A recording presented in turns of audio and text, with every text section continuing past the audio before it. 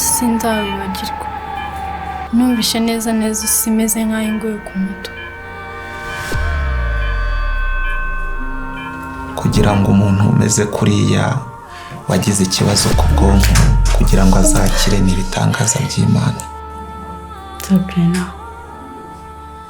atwite. Oya, ntabwo byakunda muga.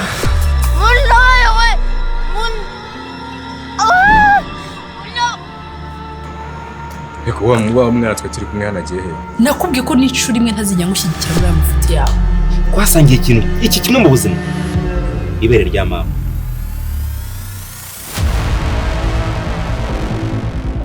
Witwa nde? Ushaka amazi? Uriya mwana afite ikihe kibazo? Biragoye kugira ngo umenye ikibazo uriya mwana afite kubera ko mutabaye agiye kwiyahura. Mu izina rya Yesu.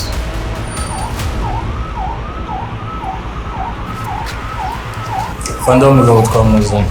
Umusubize muri kashe. Lucas na Sabrina ahantu bari kumwe. Wowe bitekereza abana babwizwa ukuri ukabyara umwana uri umuhanga niba atari ubugome. Nabivukiyemo mbikuriramo mfite n'ubwawe uko nzabisaziramo. Sabrina Savye ibintu uri kuvuga n'ukuri ntago tubyumva kimwe. Uruse ku munsi nk'uyu uzagira burya kuko nagahora gahanze. Ambaro ka minota 10 tukaganira kuri iyi telefone. Mark ibyo na Lucas bigiye kumenyekana. Iyi dosiye narayikurikiranye dushakisha umukobwa wabuze. Ko mwana w'umukobwa ntiyabariho.